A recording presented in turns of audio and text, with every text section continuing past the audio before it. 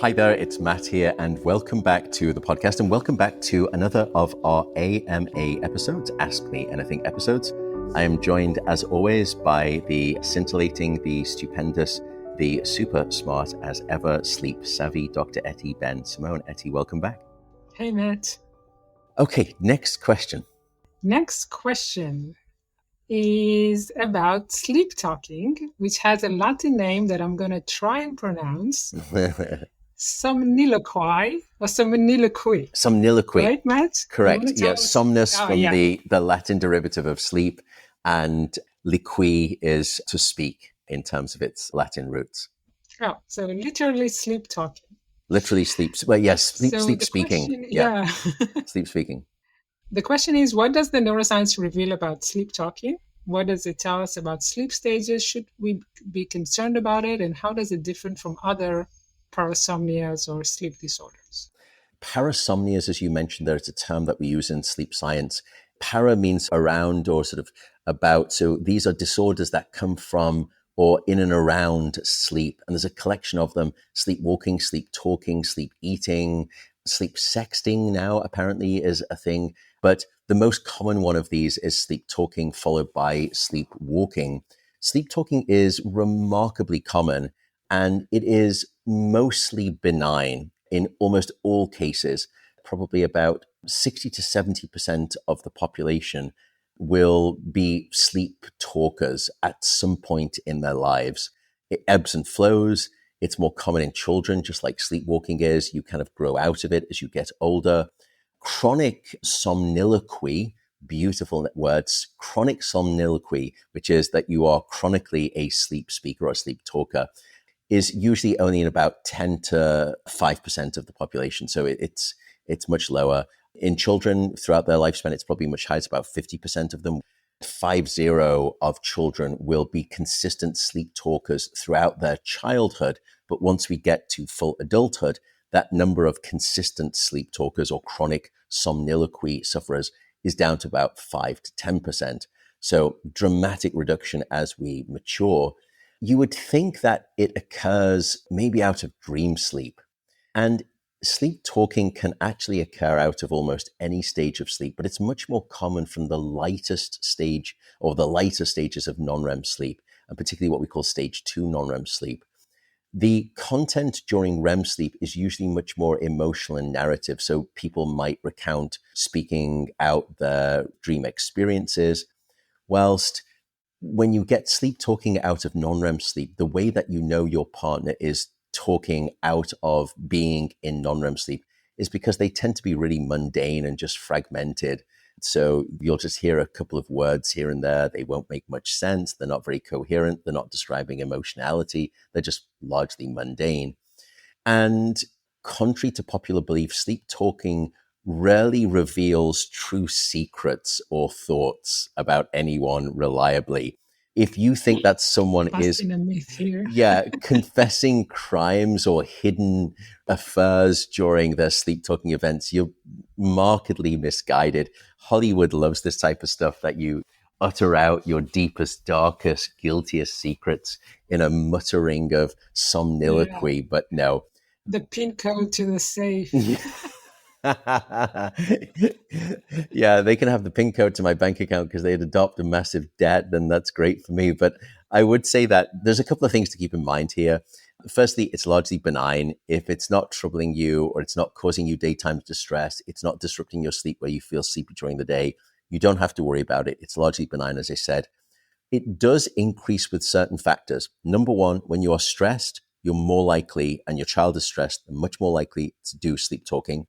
If you go into fever, this is one of the places where Hollywood does get it right.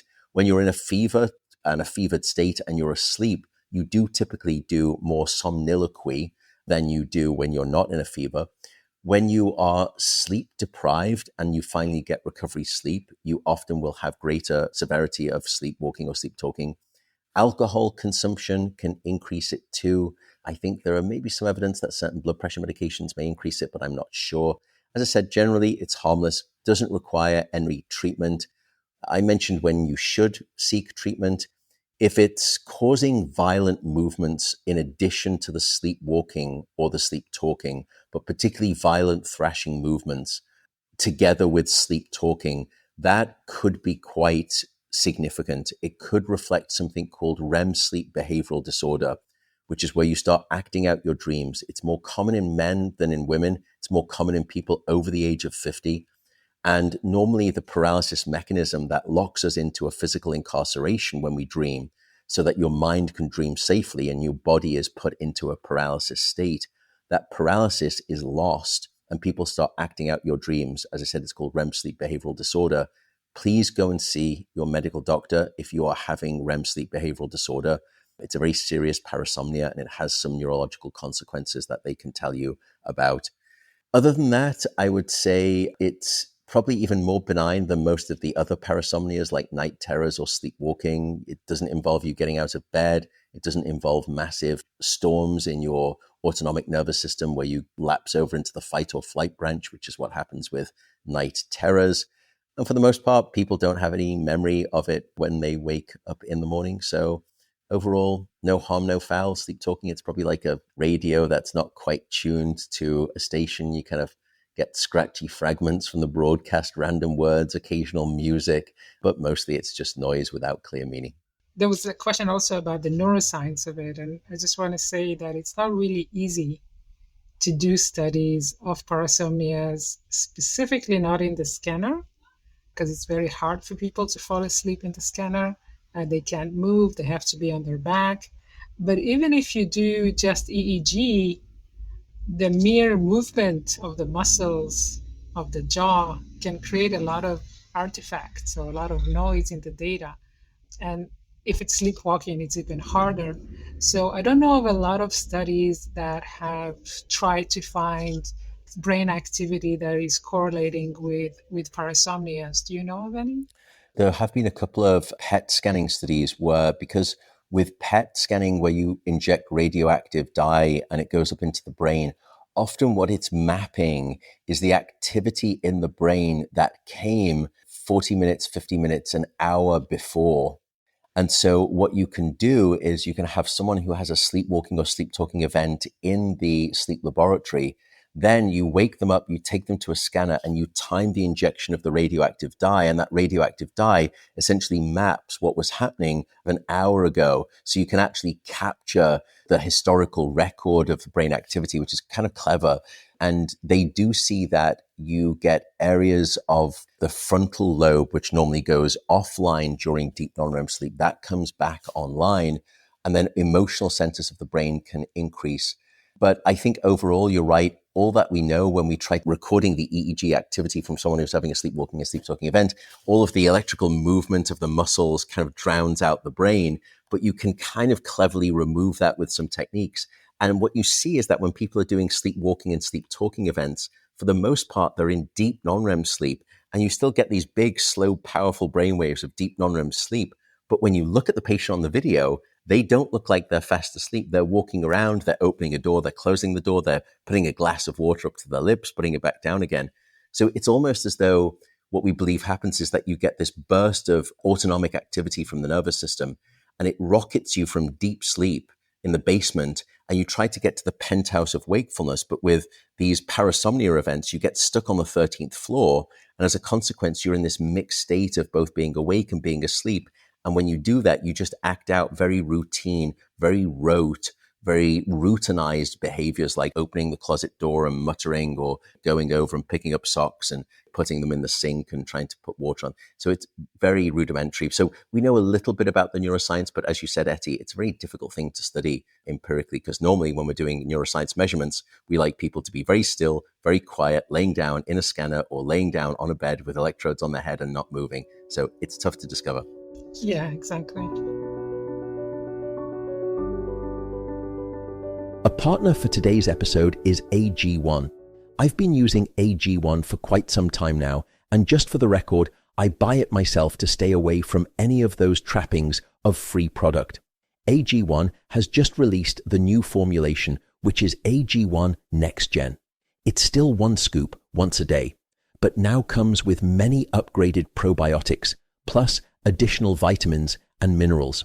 I also explored their 4 human clinical trials to prove out their efficacy, with the data showing a marked boost in healthy gut bacteria. And that's the thing. I appreciate how AG1 keeps adapting to new scientific findings. They have made many formula changes over the years, and each new iteration keeps it at the cutting edge of this space. As I've mentioned, I began my AG1 journey over 4 years ago. Any company that holds their scientific rigor to the flames of clinical trials means a lot to me. So subscribe today to try the next gen of AG1. If you use the following link, you'll also get a free bottle of AGD 3K2, as well as an AG1 welcome kit and 5 of the upgraded AG1 travel packs with your first order. So make sure to check out drinkag1.com/Matt Walker. That's drinkag1.com/Matt Walker. Next question. Actually, you mentioned COVID, so this is about long COVID. How do long COVID sleep disruptions differ from regular insomnia, and what are the targeted treatment approaches? It's interesting. I don't think there's probably as much evidence on sleep and long COVID as there is just on the immunological and pathological consequences of long COVID, which are, I think, fairly well established. The sleep stuff is probably not as well established. Certainly, I think, people like Michael Irwin have found that sleep disturbance is common in about 1 out of every 2 people with long COVID, which is much higher than the average 1 out of 10 people who don't have long COVID.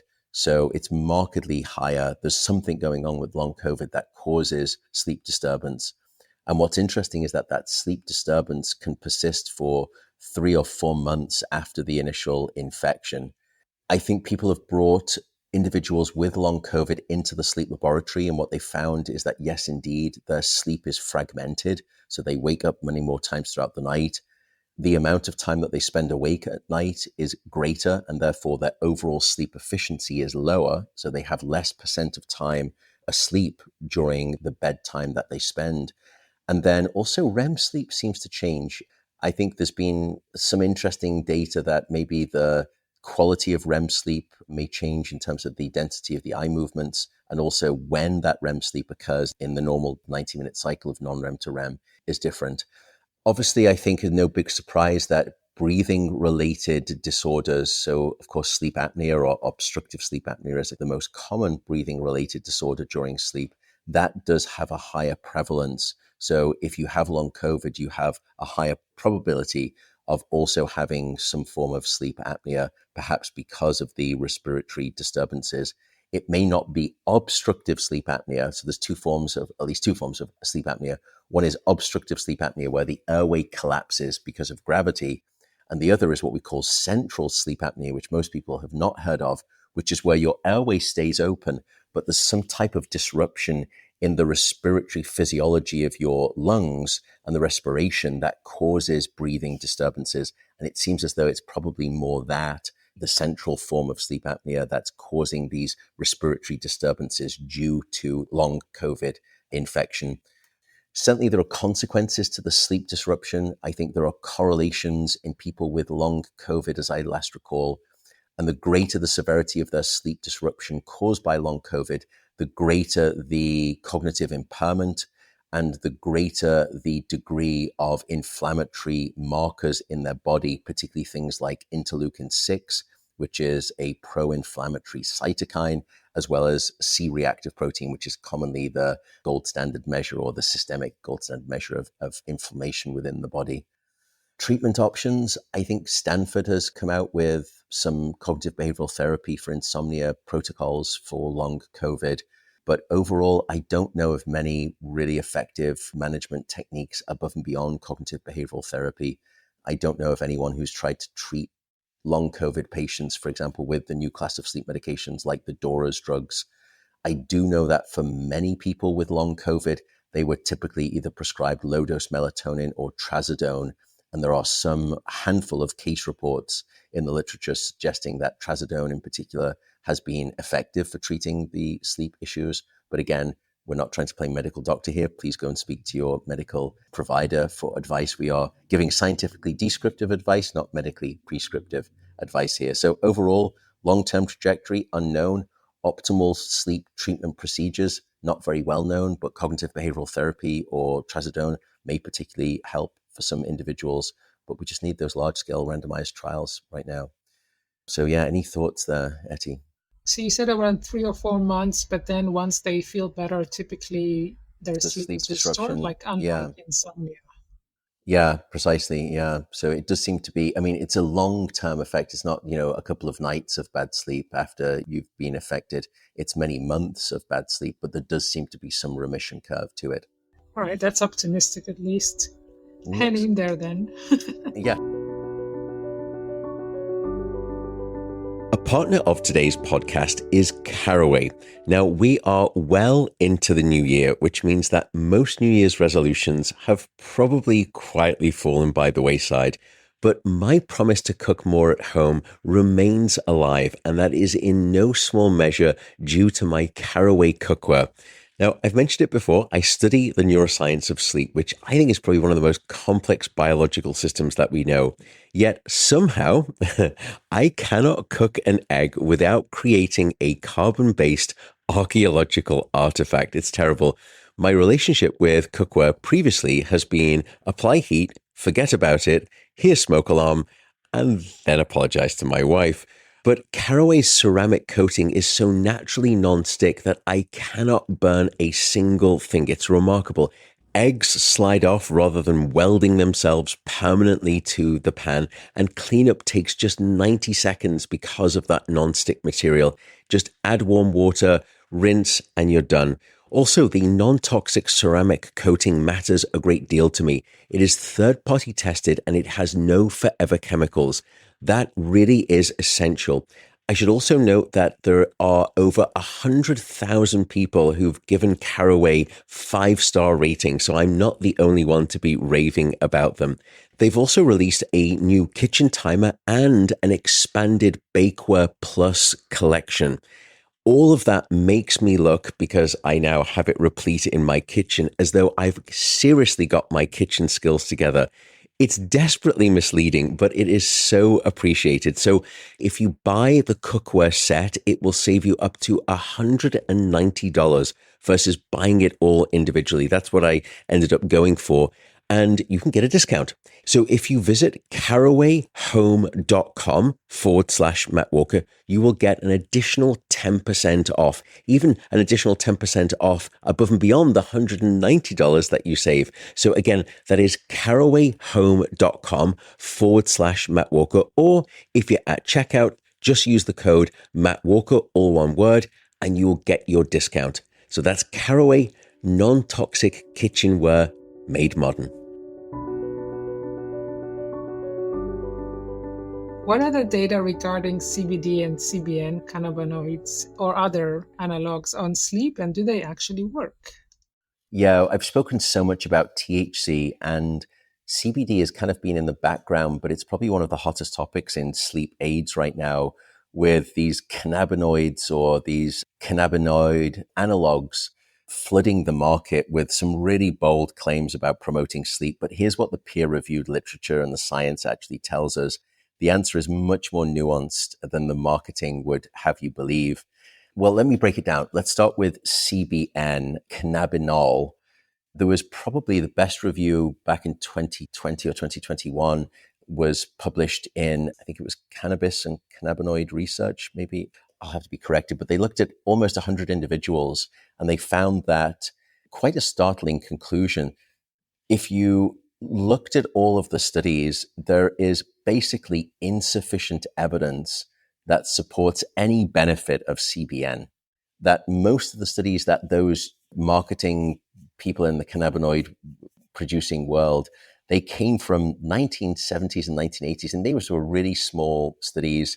And critically, they noted in this systematic review in 2021, there were no clinical trials with CBN, non-using validated sleep questionnaires, non-using polysomnography. So I think that back in the early 2020s, we were pretty unclear. Have things changed since then in the more recent years? I suppose some people could argue that there was a couple of studies, 2023 onwards, and they did publish Bonmiller, I think it is. I'm confusing them with Yamborn, but Bonmiller, they offered a really quite rigorous placebo-controlled trial where they were specifically testing CBN for sleep. And they looked at almost 300 individuals with poor sleep quality. And that's important, by the way. And I'll come back to why that's important in a second. But they had 20 milligrams of CBN in these people who had poor quality sleep. And that significantly reduced the number of nighttime awakenings and also reduced the overall severity of sleep disturbance that those people reported. And again, it's self-report relative to placebo. But what was also interesting is that when they, in that study, added not just CBN, but also CBD, there was no additional benefit to the sleep. So in other words, it seemed as though the CBN rather than the CBD was sufficient alone. The problem there is that there's a bit of a catch. The overall effect on sleep quality was pretty small. And I'm not sure if you look at it, you would say it's really that meaningful. There was a follow-up study a year later that looked essentially at a dose response curve. So the way that we try to look to see does a drug have an effect is not just drug versus placebo, but different doses of drug. And do you get a dose escalation response? And they compared 25 milligrams with 50 milligrams and 100 milligrams against the placebo, which was not really a placebo. It was 4 milligrams of melatonin. And they may have also done a placebo in that study. But anyway, they looked at over 1,000 individuals. And what they found is that all doses of CBN, whether it was 25 milligrams, 50 milligrams, or 100 milligrams, all of them improved sleep quality significantly relative to placebo. But what was also interesting is that there was no benefit between CBN and melatonin. So every now and again, you get these studies where it seems as though, is melatonin an effective sleep aid or not? I don't think it really is. The evidence is a little bit mixed on CBN. For CBD, there was a 2024 study where they found that about 50 to 75% of participants who were taking CBD of varied formulations, and this was the problem, experienced some degree of sleep improvement subjectively, whether that was total sleep duration or their subjective sense of their sleep quality. However, what they found was that there was no significant difference between 15 milligrams of CBD alone and formulations containing CBD plus 15 milligrams of CBN.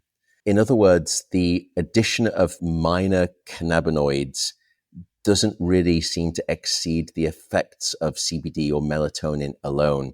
All of which is to say that I don't think we know whether CBN is more beneficial than CBD, because when you get a benefit of CBN and you add CBD, there isn't much additive benefit. And when you use CBD, if you see a benefit and then you add CBN, you don't get much more of a benefit. So there's something just about the cannabinoid formulation itself. That said, though, there was a systematic review, I think, that looked at something like 30 plus randomized trials with over 5,000 individuals. Now, this wasn't CBN or CBD specific. This was just looking at medical cannabis. So we're conflating CBD, CBN, and THC here. But what they found was that across those studies, there was no robust evidence that the cannabinoid therapies provided any meaningful long-term benefit to the sleep problems. What was also interesting is that in a recent study, they looked at people, I think it was over 900 individuals on the UK cannabis registry. And they were allowed to ingest as much THC and CBD as they wanted. And they tracked them at month 1, month 3, month 6, month 12, and month 18. And after 1 month of cannabis use, which is going to include THC and CBD and CBN, the results were stunning. Sleep quality had improved by over 130%, and anxiety levels had dropped by 48%. So at that point, if the credits had rolled, I would have been thinking, I should change my tune on cannabis overall. But here's the problem. By month 18, they'd lost almost 50% of the benefit on sleep. They'd lost almost all of the benefit on anxiety. But that wasn't the striking thing. By month 18, the THC dose had increased by 500%, and the CBD dose had increased by 900%. So in other words, they were chasing the benefit that was gradually declining over time, despite their dose increasing in a classic dose response tolerance model. And so overall, I just think that right now, the most recent evidence suggests that higher dose of CBN, probably somewhere between 50 and 100 milligrams, may help with some specific sleep complaints. I don't think it's a magic bullet. And I think, if anything, that magic bullet starts to become a lot less magic the more that you take it. And therefore, you develop tolerance and you have to escalate dose. And that's not usually good. So is there a future for CBN and CBD? I think there may be. I think if we can find out what it is about those compounds that is providing the sleep benefit, and we can artificially create analogs that don't come with the development of tolerance, there may be a novel cannabinoid market as a sleep aid. But right now, I don't think we're close to having any definitive recommendations. And if anything, you're probably much better off sticking to good sleep hygiene and cognitive behavioral therapy. Because if you're looking to CBN or CBD as your salvation, you're probably stepping over dollars to pick up pennies when it comes to your sleep benefit relative to those other things. It's interesting that both cannabinoids and melatonin have the same effect, where if you increase the dose, you don't necessarily get the increased benefit. So No. It suggests that there is something in the brain that is being saturated fairly quickly, and anything above doesn't really do much. No, and with melatonin, if anything, it can make matters worse, as we said, in a previous AMA, where because you're dosing too high, melatonin sticks around in the morning, and your brain is fooled into thinking it's still nighttime, despite it being 10 a.m. in the morning, because you took 20 milligrams of melatonin when you should have taken 0.3 milligrams of melatonin. So, okay, admission time. I've probably eaten more protein bars in my life than I've blinked, and I'm always on the hunt for the very best. Then I found David protein bars. Each bar delivers 28 grams of protein, just 150 calories, and 0 sugar. That's the best protein to calorie ratio I've seen, and the taste is legitimately good. Protein isn't just about muscle, it's essential for metabolic health and for keeping you full. And David's unique ratio makes these the most satiating bars out there. Here's the kicker. Demand has been so high that the full lineup of 8 flavors is currently sold out on the website. They'll probably be back in stock by the fall or autumn for us Brits. In the meantime, you can find them on Amazon or use the store locator on their website to grab them nearby. Try them out for yourself at davidprotein.com/mattwalker for a special deal for all you folks. Again, that's davidprotein.com/mattwalker. Okay, should we come on to our last question? Last question of the day. It's about the bedroom environment. Cool question. Beyond temperature that we know. No pun intended. What do we know about humidity, air quality, volatile compounds, bedroom plants, mattress materials, bedroom or plants? Electromagnetic fields? Oh, EMF, Yes. The classic EMF question. I've heard of that too. Okay, let me see if I can move through these. Yeah, what does the evidence actually show? Yeah, versus the anecdata. Everyone knows, I think, temperature matters for sleep, but your bedroom is probably a complex environment that has multiple factors that will undermine your sleep. I think right now for temperature, we certainly know that setting your bedroom to the ambient of around about 67, 68 degrees, or about around 18 and a half degrees Celsius, rather than the Fahrenheit that I just gave you, is probably optimal for sleep. If you're 65 years or older, you may want to push that temperature up because you have poor thermoregulation and you may need the room a little warmer, closer to about 70 degrees. But I've spoken a lot about temperature. I haven't spoken about those other things. Air quality is more important than most people realize. There was a great study in 2016, and they found that carbon dioxide levels above 1,000 parts per million significantly impaired sleep quality. And that impaired sleep quality also led to cognitive dysfunction the next day. Your mind wasn't as sharp. So indoor air quality is often overlooked. It was funny, I was at an event for Equinox Hotels and I was speaking about sleep. And there was a gentleman there who was a professor in environmental science. And he was saying about this data that I wasn't very familiar with. That's how I know this study that when your carbon dioxide gets above 1,000 parts per million, your sleep becomes worse. And he walks around all the time with an air quality meter around his neck. And he's this wonderful guy, totally quirky, and he will tell you the air quality at any point in his step to and away from you. So I would say that ventilation is probably a great way to hack your environment. I don't like that word hack, but it can certainly improve your CO2 clearance with a room that's well ventilated. And when people have done that, it does lead to increases in sleep efficiency and reduced sleep fragmentation. Humidity matters too. Your respiratory airways will thank you for it. Optimal ranges for humidity in a bedroom, probably somewhere between about 40 to 60%. If your air gets too dry, your airway gets too dry. When your airway gets too dry, it disrupts your sleep because it wakes you up with a scratchy throat. You often get congestion. Some people even have nosebleeds.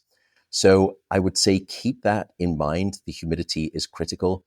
Volatile organic compounds, some people have started to make a bit of a fuss of this, VOCs, as they're described. So things like volatile compounds from furniture or paint or household products. There's a little bit of evidence that they may negatively correlate with sleep quality, but I don't think they're very good studies. Again, I'm not suggesting that they don't disrupt your sleep. And I'm not suggesting that absence of evidence is evidence of absence. It's not. It's just that I don't know of good evidence right now, so the jury is out on that one. What else?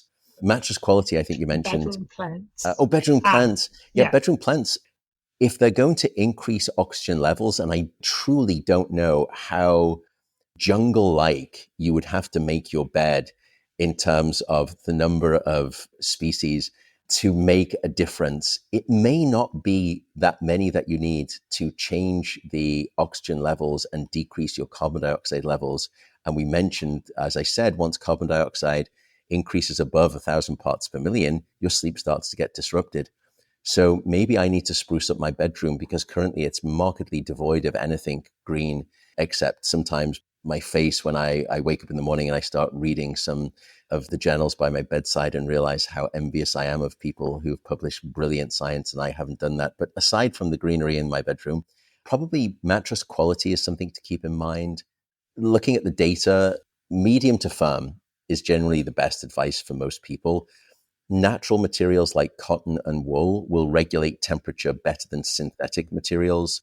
There was a study, I think, a while back demonstrating that people who are sleeping on a mattress that was older than 7 years is typically associated with poorer sleep. Why is that? It's pretty obvious. It's because of deterioration of support. And outside of anxiety, skeletal pain because of the bowing of the spinal column itself caused by a saggy mattress is one of the other reasons that people struggle with sleep outside of, as I said, anxiety and sleep apnea.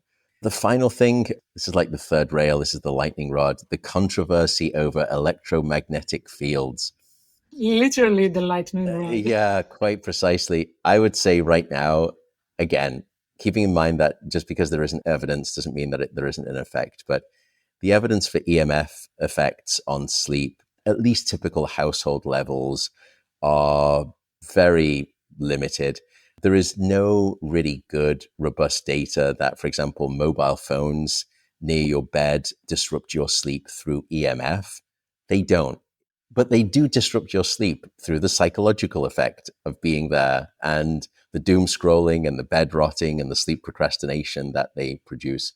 So I would say... And texting during the night. And texting during the night. We know that teenagers, for example, about 1 out of every 3 teenagers will routinely wake up in the middle of the night and check their phone because of FOMO, because of fear of missing out of what's been going on social channels throughout the night, which is quite striking. It's not just teenagers, Matt. It's not just teenagers. No, maybe not.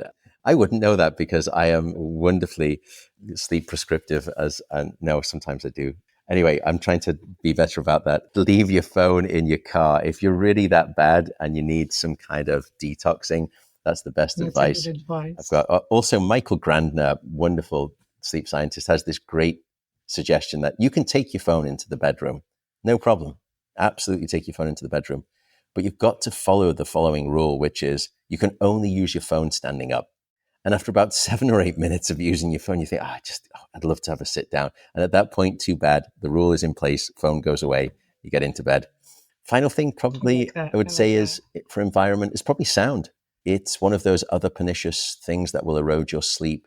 What we know is that if you have an ambient noise that is below about 30 decibels, and I believe just like light, you can download a lux meter on your phone. And typically what we like to see in the last hour before bed is a lux level of below 30 lux. Lux is just a measure of light intensity and the intensity of the photons reacting with your retina. But we also know that below about 30 decibels is generally acceptable for good sleep. If you're in a noisy inner city environment, white noise or pink noise can effectively mask or help disrupt or combat those sounds. I've always loved that, there's different colored sound, white noise, pink noise. I think there's brown noise.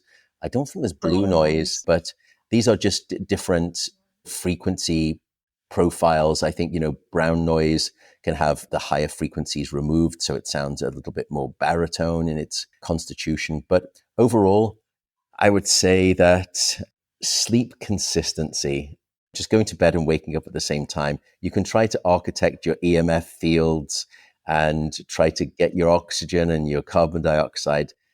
They're great things to do. I'm not suggesting that there aren't. But honestly, if you wanted one suggestion to try to course correct your sleep above and beyond those things, I would say the behavioral environmental trigger of consistency, of regularity, will do you a greater service. So overall, it's not dissimilar to a high performance recording studio. Professional musicians don't just control temperature, they carefully manage their acoustics, their air quality, their humidity to protect their instruments, and they'll eliminate electromagnetic interference for sensitive equipment. I guess some people could claim your brain is a little bit like that when it comes to sleep, but for the most part, outside of temperature and maybe carbon dioxide and mattress firmness, I wouldn't get too verklempt about any of those other things at this time. But do you have anything to counter my dismissal of some of those latter factors? I totally agree. I'm thinking about getting a CEO air quality device now and walking around and checking my house. I just also wanted to add maybe odors. I read a few studies showing that odors can have a nice relaxing effect. So having maybe a lavender smell in your bedroom has been shown to increase sleep quality. Yeah, you're absolutely right. I think the National Sleep Foundation, they do a poll every year. And one time they did a poll, which is sleep in the bedroom. And what they found is that one of the things that subjectively improved people's sleep quality most was fresh smelling scents, and particularly lavender. And that's why you've got a lot of products out there, which are lavender drops or pillow sprays. And it does seem to be that the olfactory system has a quiescent effect on our nervous system. And when our nervous system is quieted by calming smells through the olfactory system, because many other mammals are much more sensitive to smell than we are. Think about your dog and how it explores the environment, for example. Olfaction is still a very powerful, direct mainline currency route to our nervous system. And by manipulating our olfactory environment at night, you can manipulate your nervous system. And when you manipulate your nervous system, you manipulate sleep. Great point. Well, that rounds it out for this AMA. Eti, thank you once again for all of your course correcting and meaningful insights to substitute my lack thereof. We will thank everyone. Drop comments and questions in social media and we will respond. We love these AMAs. I will sign off for now with low EMF distribution from my headphones on camera. Eti. And a lavender smell. There you go. Thank you so much, Yes, folks. keep sending us questions. Thank you. Did you say keep sending us questions or sending us questions? I didn't know if it was sent or send. Keep sending us. I had to do it. I had to go there. Like the envelope with the smell, that would be nice too. Smell-o-vision coming to this podcast very soon. All right. Thank you so much, folks. Take care. Sleep well. We'll see you in the next one. Bye for now.